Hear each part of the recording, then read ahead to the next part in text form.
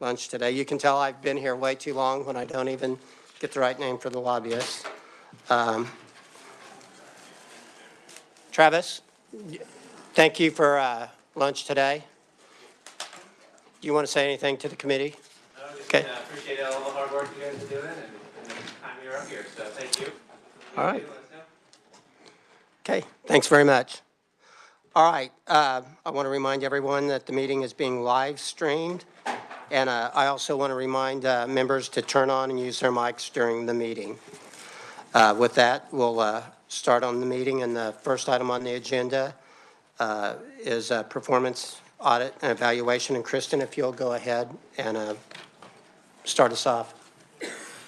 Sure. Thank you. Oh, hey, I do have one other thing, you know, Alzheimer's disease. I've got a point of personal privilege for Representative Senator Petty. Sorry about that, Kristen. We threw you off now. Thank you, Mr. Chairman. And I just I wanted to take the opportunity to introduce my pages that are here. And they are for Sumner Academy in Kansas City, Kansas. And as I say your first name, please stand up. Cassie, Janaea, Bridget, Diane, and Jonathan are here. Did he, everybody? Yeah. And they're here with their, one of their instructors, Kyle Kinston. Sorry, Kyle. So they've been in the Capitol all morning and they're enjoying their experience. So thank you guys for sitting in. They actually asked me questions. What is post-audit? You'll get a good taste of it today. So thanks for being here.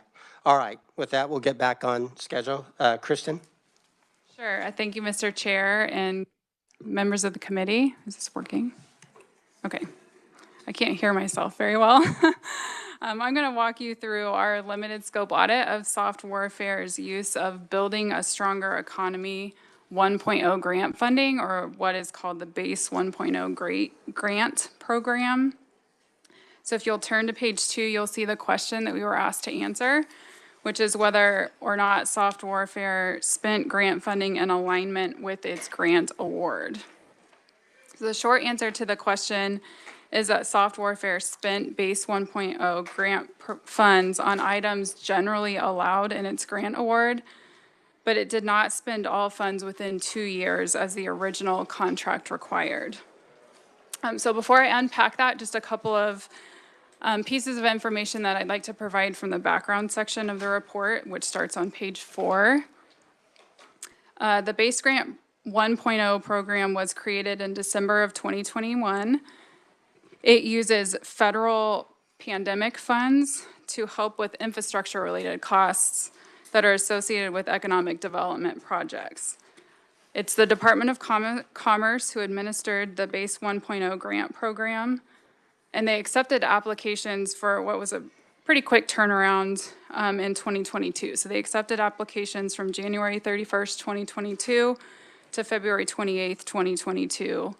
And then the department ultimately awarded $99 million in funding to 35 recipients by April 13th, also of 2022.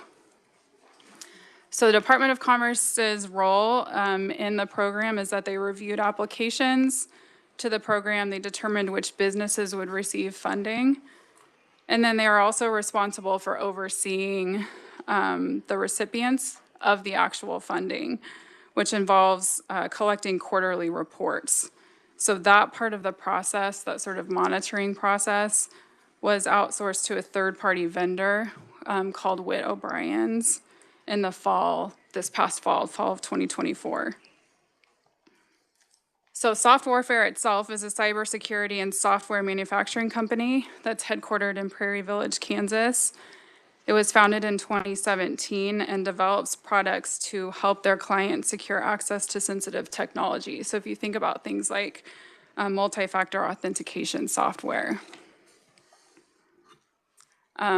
So as part of their application to the BASE grant program, you'll see this on page 6.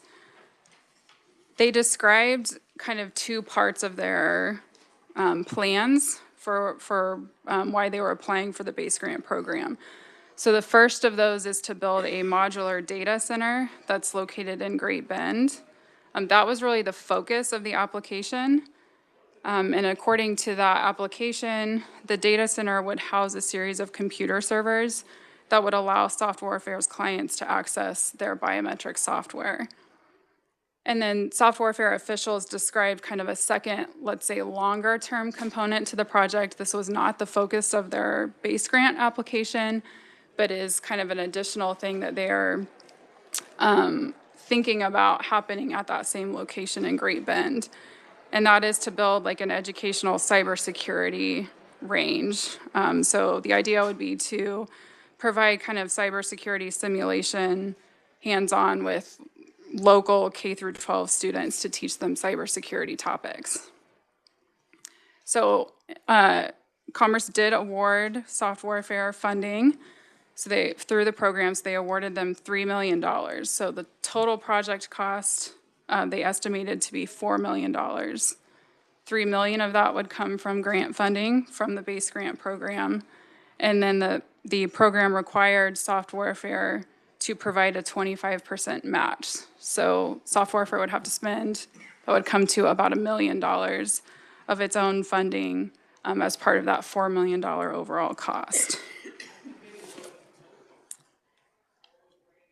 So part of the award agreement, this is on page 7, required Software Affairs to spend that $3 million that it received in grant funds to purchase land, construct a building, and equip it with things like plumbing, heating and air, and then also the components needed to build out the data center.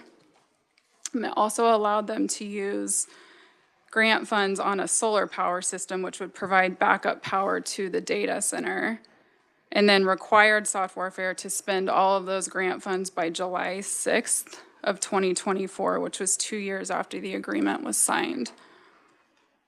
And then in terms of its $1 million matching contributions, the agreement allowed Software Affairs to pay for a portion of the cost to purchase land, and then things like insurance, building permits, inspection fees, and then also administrative costs like payroll and utilities. So on page 7, this is where we get to the real findings that support the answer.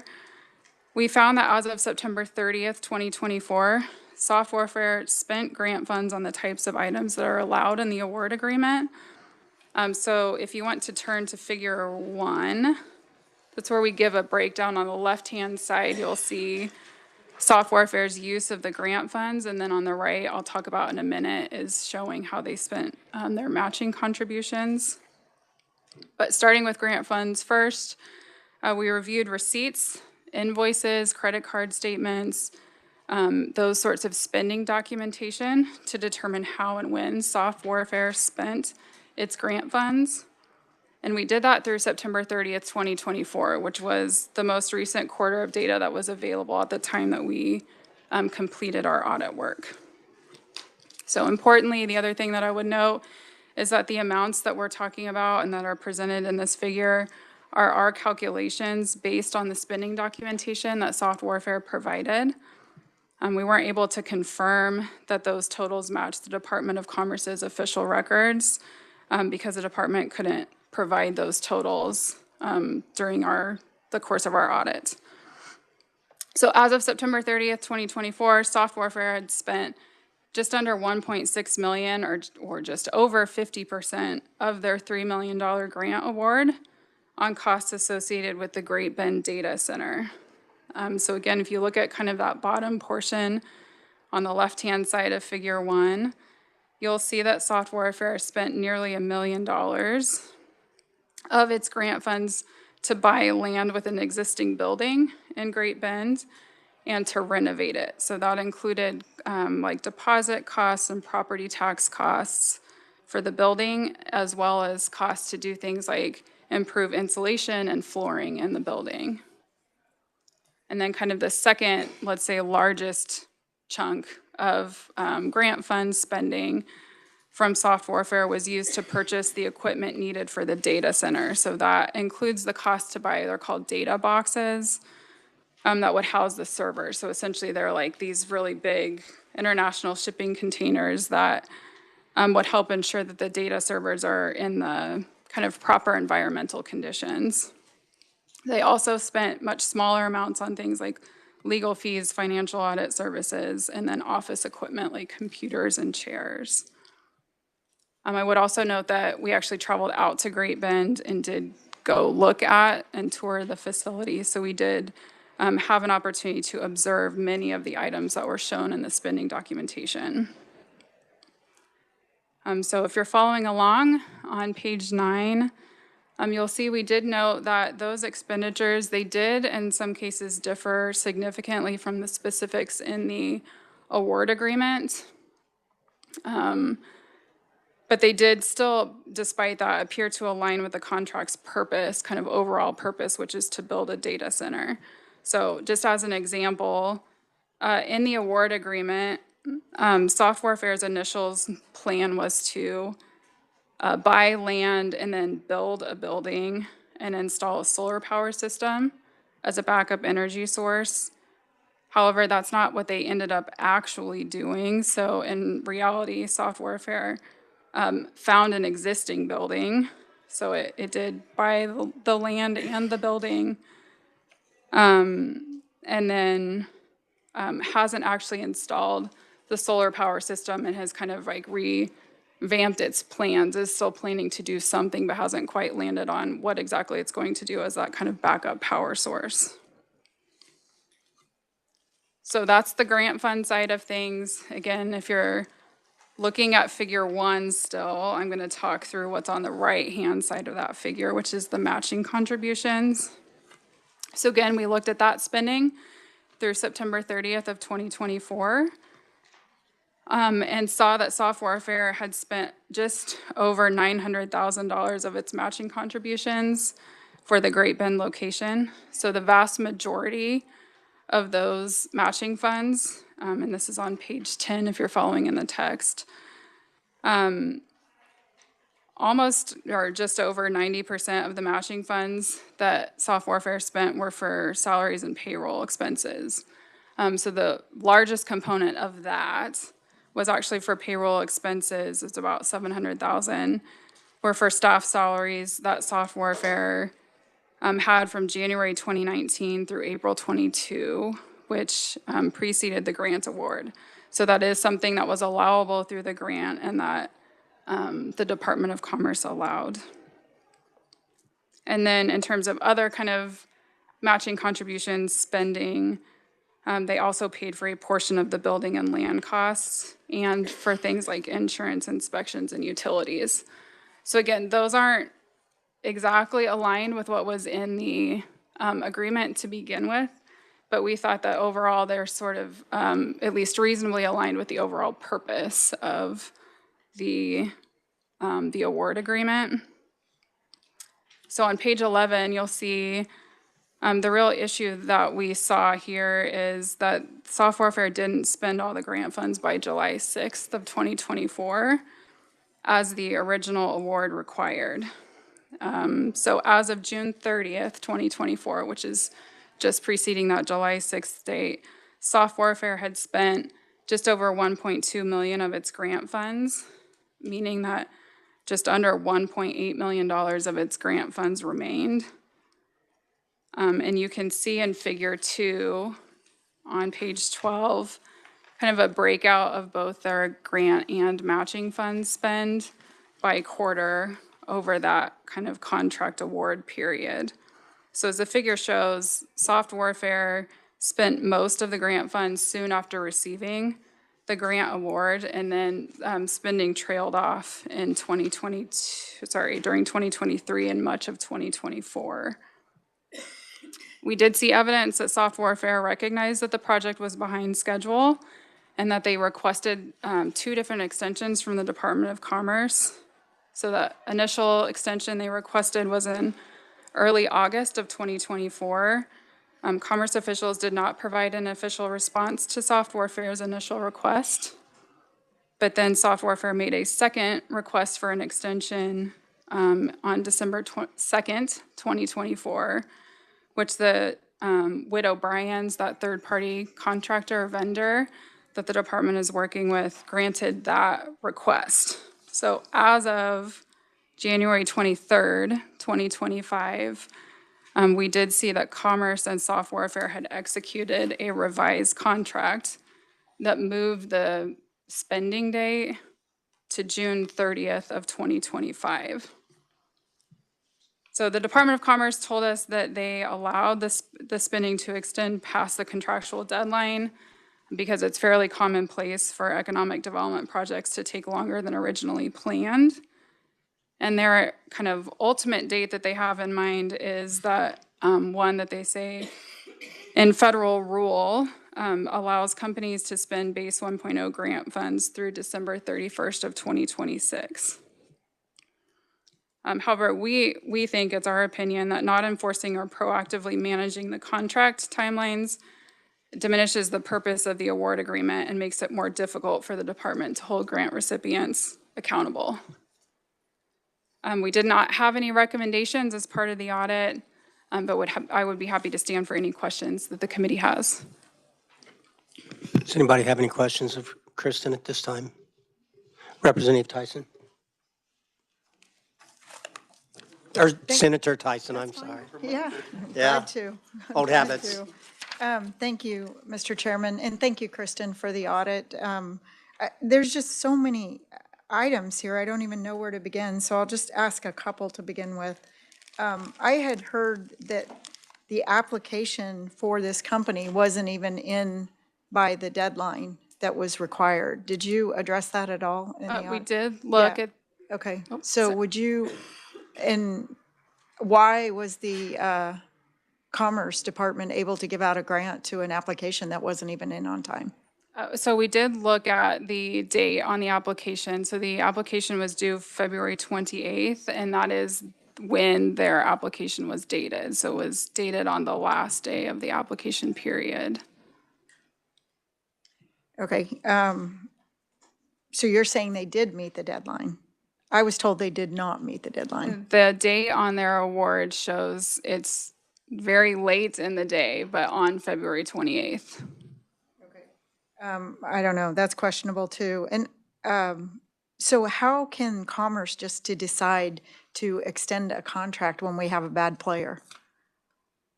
I'm not sure if that's a question that you want to ask of Department of Commerce officials. I will say they describe that as like a fairly routine thing that has happened, so that I think their description is that's not unique to soft warfare, that's something that commonly occurs as part of economic development projects. Okay, and there just seem like so many discrepancies in the date. Since when can we pay for employees prior to the award of a grant? I've never seen that before. Is that standard or something that you've seen in an audit before? It's not something that we have looked at before that I can comment on how common or not that is. Okay. I think I will ask, Mr. Chairman, if I may, Legislative Post-Audit is looking at other grant money and another audit. When do we expect to see that audit? I can say that one is, so we've started it. We have a data request out, and so hopefully ready by the end of March, early April. Thank you, Mr. Chairman. Yeah, and I might let everybody know that officials from Soft Warfare are online and available for questions, as well as members of Department of Commerce. Representative Williams. Thank you, Mr. Chair. And of course, I would love to have direct questions that way, or actually to the Department of Commerce. But this is so concerning. This was a $3 million with $1 million. That is one of $150 million that we gave away. And this is stunningly bad. So my question to you is, on page 6, it says that they were scored 140 points out of 155. Could we get a copy of that? Of the scoring rubric? Well, not the scoring rubric, but actually of their application and the scoring. Could we get a copy of that? I will have to check. I believe that the Department of Commerce considers those closed records. Okay. So I would just be on the record that I would like to see that. And anytime someone receives money, then I actually think that we should, that becomes open records. I could pause here for a moment if you want to answer. No, if I may, Mr. Chairman, I would just like to remind the committee that we do have subpoena power.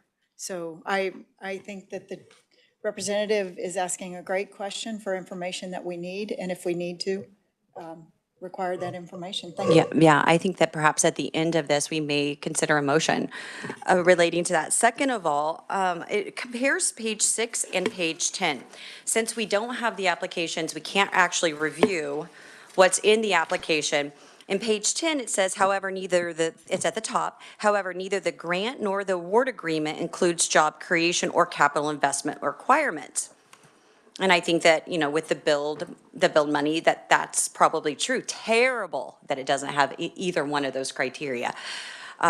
Basically, we were just giving the Department of Commerce carte blanche authority without legislative oversight to give away $150 million, which is terrible. But I wanted to bring us back to page 6. In your comments on page 6 say, under a modular data center, this is they self-report. They say, the data center would create new jobs needed to build the facility, which they didn't build a facility, and you actually mentioned that later. So there weren't probably any jobs created there, and it says maintain the data center and develop and facilitate software delivery. You saw no evidence of that? So what we saw during the tour is that they have like the shell of where the servers will go, but none of those things are actually there yet. So there weren't, as of the time we were out there, December 2024, no staff who were hired and currently working at the Great Bend location. So let me understand. They're holding on to $3 million, in which they have spent 1.5 almost. They have no staff. They have no software. They didn't build anything. Do they own or lease the building? I believe they own the building. Okay, they own the building, and they use their match predominantly for monies that were expended before the grant was ever given. I am so disappointed that this was approved by the Department of Commerce and that the Secretary of Commerce approved this, and it makes me question everything, because this is just one piece of it. And so I think I will hold off on my questions until the next. Thank you. Okay, thank you very much. Is someone from the Department of Commerce here? Would they like to address some of the questions?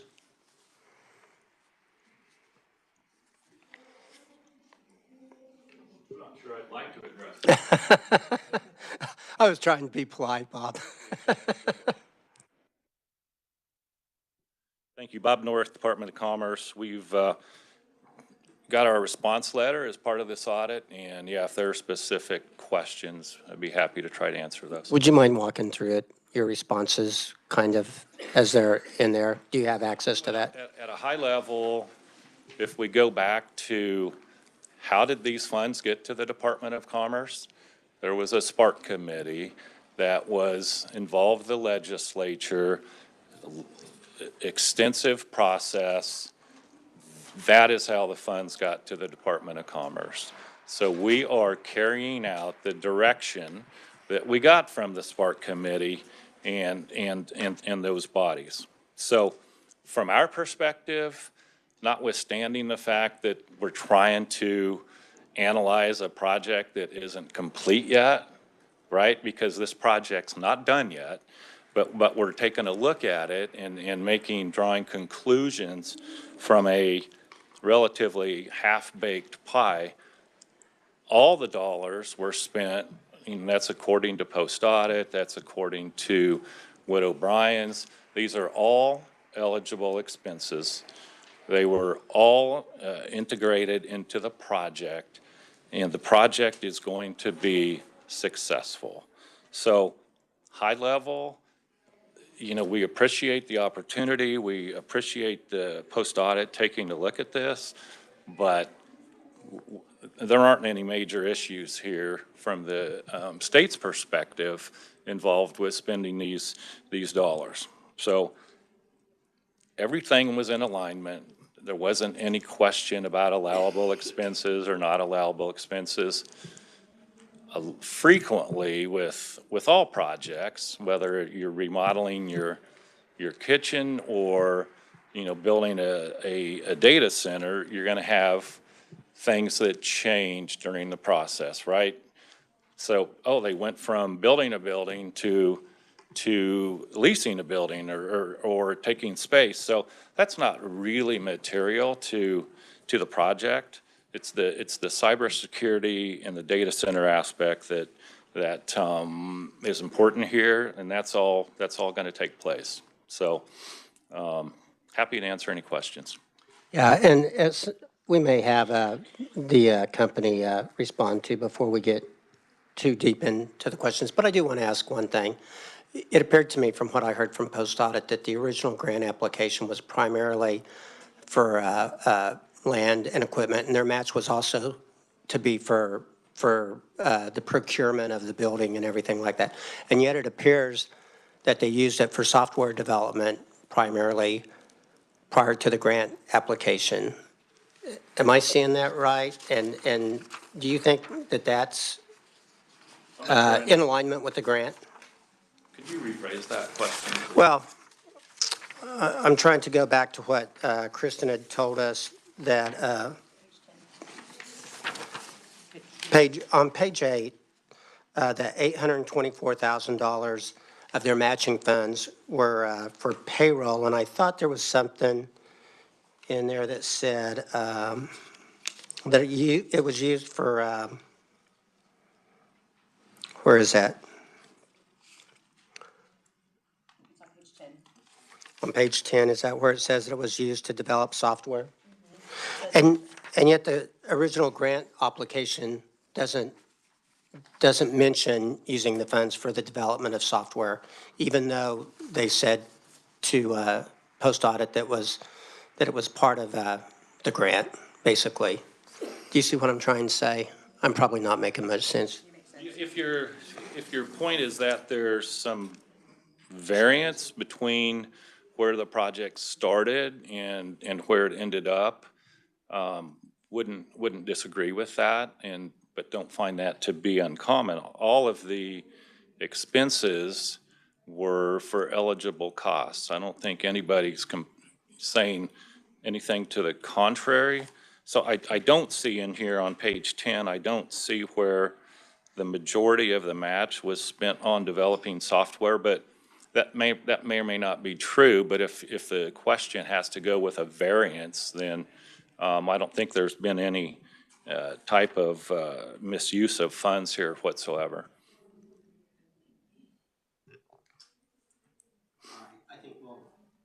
Representative Williams. Thank you, Mr. Chair. And out of all respect, this may be one of the worst that I've seen. And you may say it's eligible, but then your standard is about 2 inches off the ground if these are eligible expenses.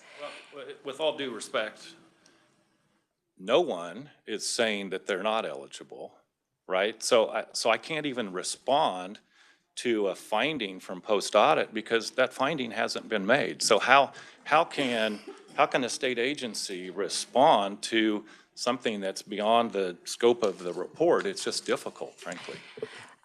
So question number 1, will you provide us the information that I requested of Kristen earlier? What information was that? Oh, you didn't hear? Okay. Well, I requested. Make sure I get it. Absolutely. Right. So I requested to see their application, and I requested to see the ranking, the scoring of that application. Because in the audit, it says on page 6 that they themselves described that they're going to create new jobs needed to build the facility, which they didn't do. And I agree, that's minor compared to the rest of it. But the rest of it is major. They're going to maintain the data center's infrastructure. They haven't done that yet. By the way, this was awarded in February of 2022. We're 3 years out. So how long? I think the state should be drawing some interest on this money. We should have held those funds. And then they should have drawn out from it. And finally, the last thing is they say to develop and facilitate software delivery using the servers.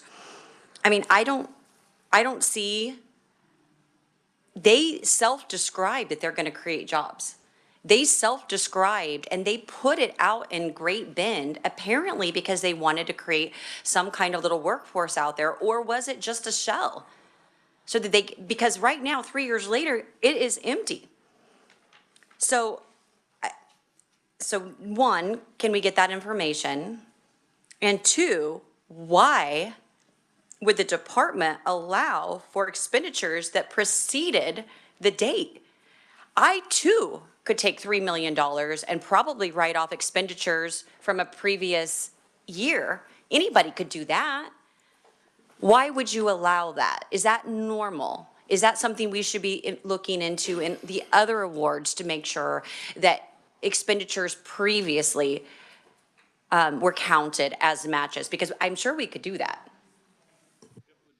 Normal for the Department of Commerce to require grantees to expend their grant funds consistent, in this case, with federal law, right? So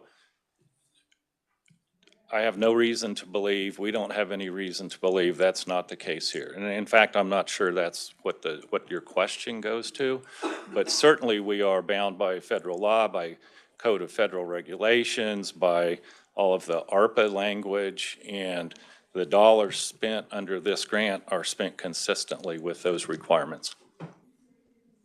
Thank you, Mr. Chair. And I will wrap this up because I think we're going to be running in circles and let someone else try. But I think you didn't answer the first question. Will you provide us that information that I requested? And number two, I don't care if it complied with federal law or not. It didn't comply with common sense. And also, I would like to know, and you guys and the department can get back with us, I would like to know, is that typical commerce policy to count matching monies that preceded the award date? If that's typical, I guess we probably should need to know that. And I can tell you that I think the reason I'm so upset is not that it's $3 million or 1.5. It's number one, I haven't seen nothing about a clawback. You're just going to let them keep it for, but there's no clawback. They're just holding on the money. And two, I'm concerned because I'm thinking, if this is one we see, think of all the ones we don't see. Can I respond? Are you inferring that there's a situation that requires clawback here? The project's not even completed yet. And what would you claw back? Well, I would say, sir, 3 years, no employees, and bad data to support its match, I would be clawing back. Representative Senator Tyson. Thank you. Mr. Chairman, no, it's fine. I'm fine either way, believe me. And thank you for the questions. A couple of things that you said, I have great concern over the fact that you're trying to place this on the legislature, saying that the legislature gave authority to the Spark program, so it's the legislator's fault that you gave a grant that was used to pay payroll prior to even the grant application starting. I've never seen that in my life, ever. And you're accusing the legislature. I guarantee if you would put that up to a vote of the legislature, I highly doubt this would have been approved. In fact, why don't we test it? We'll put a resolution in and see. Because you're sitting there grinning and you understand. Yeah, I'm not accusing, with all respect, Senator, I'm not accusing the legislature of anything. I'm explaining how these dollars got to the Department of Commerce. That was glossed over, right? But that's how these dollars, this $150 million, got to the Department of Commerce. It was through a very thorough and elongated process, and there were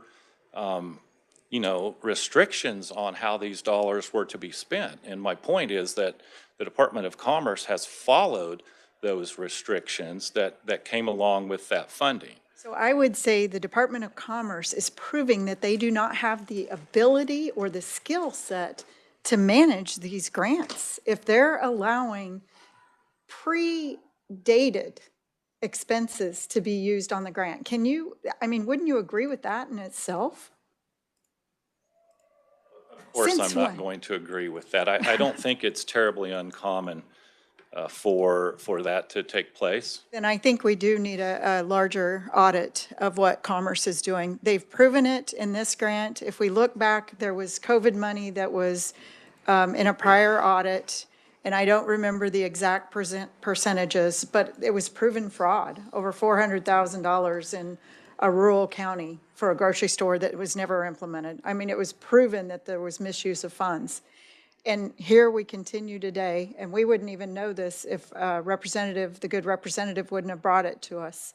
And I agree with Representative Williams. It absolutely makes you wonder what else is going on. And then we had the audit on the hiring, and you're saying, oh, it's not our fault. We can't do an audit or we can't review a personnel file.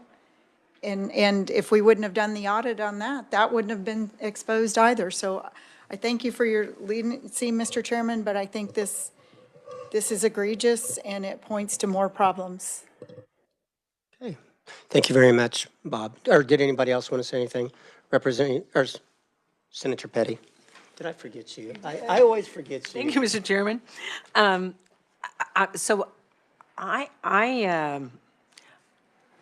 sorry. I mean, sir, I don't think that this is over the edge. You've said to us, this is within the parameters of what the ARPA funds were supposed to be used for that came to the Department of Commerce. There was an extension on this project, so they have now till June.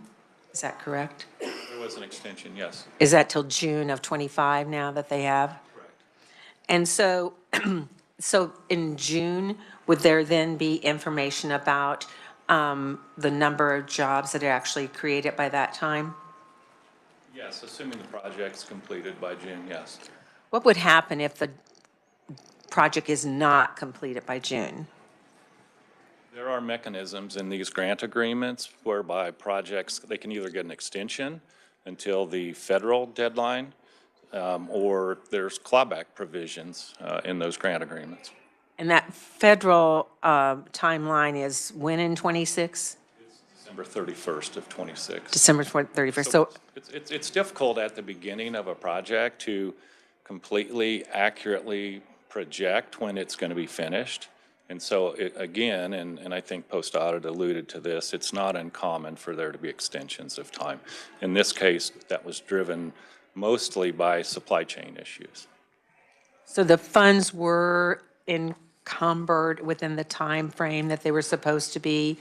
And the fact that, as you mentioned earlier, that they said that they were going to build, but instead they found an existing building. I mean, I'm not in commerce, but that seems to me to be reasonable, that if you find an existing building and are able to rehab it for the project, that makes a lot of sense instead of thinking about building, especially when you talk about timelines and supply chains issues. So I'm not agreeing with some of my colleagues here. I think that we we're fortunate to have these funds that came through ARPA and coming into Kansas, and to have them go out. And I'm looking forward to seeing this being a successful project, and that we have some follow-up after June of 2025. Any other questions? Okay. Senator Tyson. Thank you for a third time. No, that's good. So we know that there's no employees in Barton County, and it was a $3 million grant for Barton County. When do you expect the company to have employees that are actually working there? Right. I mean, my expectation would be once the project's complete and it is placed into operation, that they would then have employees. So the project is a data center. That is such a vague statement. What do you mean by data center? I don't know that I use the term data center. That's in the I mean, audit. they're doing cybersecurity, right? They've got some maybe data center aspects, and they've also got a program they're going to work in concert with Barton County Community College. So we would expect there to be some employment activity once the project's finished. Again, we're taking a snapshot kind of halfway through the process.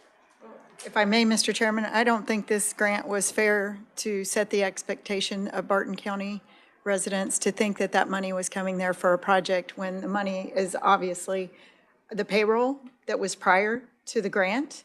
None of that was spent in Barton County, none of it. So there are so many holes here. We just don't have enough time. Thank you, Mr. Chairman. And we'll have to keep it short, but we will give the company the opportunity to respond to any of the comments if they'd like. I think they're online, are they? Yeah. Yes, Would here. members of the company like to respond to any of the concerns that the committee's expressed? Well, hi there. I appreciate the opportunity to address the committee. This is Tim Schapker, General Counsel and Head of Government Affairs for Soft Warfare.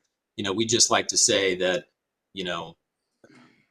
we've been diligent in administering this project since inception, in good communication with the Department of Commerce, who we've taken guidance from along the way as to how most effectively to spend the monies entrusted to us to ensure that we're bringing, a mature asset that is going to uplift the city of Great Bend by providing, infrastructure to support our cybersecurity customers who are members of the defense industrial base and the manufacturing sector.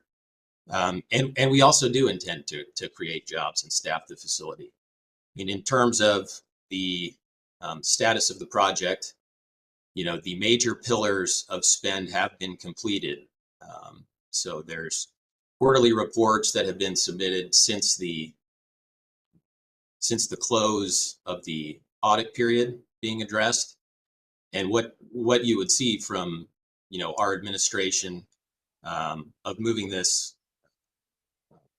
project forward is that we very quickly decided to pivot to purchasing a facility rather than engaging the timeline and additional expense of constructing a facility. That's number one. Number two, the exercise of procuring the international shipping container, which is the self-contained micro edge data center componentry, is not an easy endeavor. And the requirements for scoping and speccing that that piece of machinery, has a large multi-month lead time, which accounted for the slip in terms of the initial timeline of the program, which we communicated to Commerce, and are very confident we will continue prosecuting this project to the best of our ability to create a great asset for Great Bend in the time that we've been allotted. Happy to answer any questions, about the project. I might ask a couple real quick. Do you have an estimated completion date when you're going to be able to be open for business? So currently we're targeting the end of Q2, consistent with our grant extension, as having the project completed. We have a couple individuals on staff dedicated to maturing our staffing plan and implementing that this year. As has been indicated already during the meeting, there were no requirements built into the grant agreement relating to staffing, but it's our intention, and part of the reason we chose, Great Bend as an area for investment is that it's a rural community that we care deeply about, and we intend this to be our satellite office, out west. And so we will need good paying jobs where we will be able to source employees to administrate the delivery of our cybersecurity software from that location, as well as to fulfill the educational component that we anticipate to be a great benefit to the community. And I think my biggest disappointment when I review this, well, I shouldn't say biggest, but is when I read what the money was to be spent for, I totally understand buying or leasing versus, or buying versus construction. But that, when I read this, it looks like the match contributions were supposed to be more orientated towards the purchase of the land, and yet 700,000 of it was spent for development of software, again, that was done prior to the application. Do you care to respond to that? Yes, and Chair, that's not accurate. The monies expended that were approved by the Department of Commerce pre-grant agreement award were for, research and development and basically software coding, which was material to the delivery of our cybersecurity products. And that was allocated and approved prior to the grant agreement being issued. All right. I know I'm forgetting one of the Democrats, Senator Ulster. Thank you, Mr. Chair. Maybe Bob is the best person for this question, or somebody else can take it. I notice in the report, there are different spots where it says Commerce staff accepted the deviations on different provisions here. I'm just curious in terms of the flow of communication, were those deviations communicated prior to occurring, or is it after the fact, and there's a process in place where Commerce reviews those deviations and then makes a determination? I'm just curious about that time frame. Yeah, thank you. So there's a team of people whose job it is to stay in frequent contact with these grantees. And those are a combination of Commerce employees and Wood O'Brien's employees who have got regular contact with these grantees. And so when situations arise that maybe there's a change in the budget that's needed, maybe there's an extension of time that's needed, that is communicated first verbally. And if it requires a change to the written agreement, then there's an addendum to the agreement that corresponds with that change. But very common. And Senator Tyson, we're going to have you last so we can move on this. Senator Tyson. Oh, thank you, Mr. Chairman. Thank you for joining us. So how did you hear about the grant? I think this question is for us, soft warfare. Yes, thank you for the question. Our CEO had some discussions with some folks who formerly worked at the Department of Commerce and guided us to the application portal. After we had some visibility into the application, we had some conversations with some of the personnel who were helping us with the Kansas Angels tax credit program, who also confirmed that this would be a potential for us. I mean, we saw the project as a great fit in that, our CEO has deep ties to Great Bend, and the opportunity to serve a rural city and help us provide strong cybersecurity support for a customer base that needs it in that space would be a competitive application. So the Department of Commerce reached out to you is the bottom line, right? The Department of Commerce reached out to you. I don't think the Department of Commerce reached out. I think if I recall That's what correctly, you said. I think it was a contact who formerly worked at the Department of Commerce. So could you give us a name? I'll have to pull that from our file. Yeah, would you please provide that for the committee? I'd like to know how you heard about this grant and who contacted you. And also, so that means you're also layering, if you're getting the angel tax credit too, you're getting more than just this grant. So we should have expanded the audit a little deeper. We didn't know that. And you said the CEO has deep ties to Great Bend. I'm curious as to why you guys did choose Great Bend and what those ties would be. Thank you, Mr. Chairman. All right, committee, I'm sorry that we're going to have to cut this off so that we can move on to the rest of the agenda. And some of the senators, can you let me know, what's everybody's 1 o'clock look like? Do we need to pass over the community security awareness training and move on to the consent calendar? I think so. Okay. Sorry to do that, but I think this was too important to just gloss over. With that, with the committee's approval, we'll skip item 1220 and we'll move that to the next agenda. And we'll move on to the consent calendar. Kristen, would you like to go over the consent calendar items?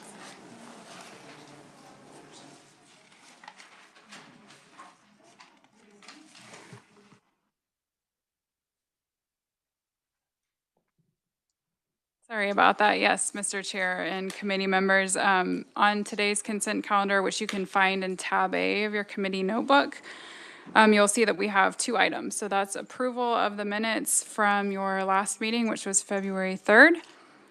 And you can see those in attachment A, also in that same section of your notebook. And then acceptance of the completed performance audit today, which is the one I presented on soft warfare.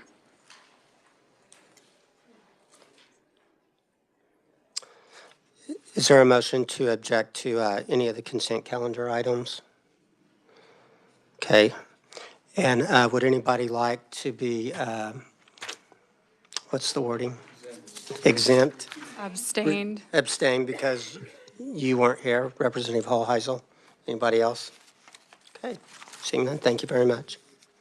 All right, next on the agenda is we need to talk about a next meeting date. Chris, would you like to talk to us about?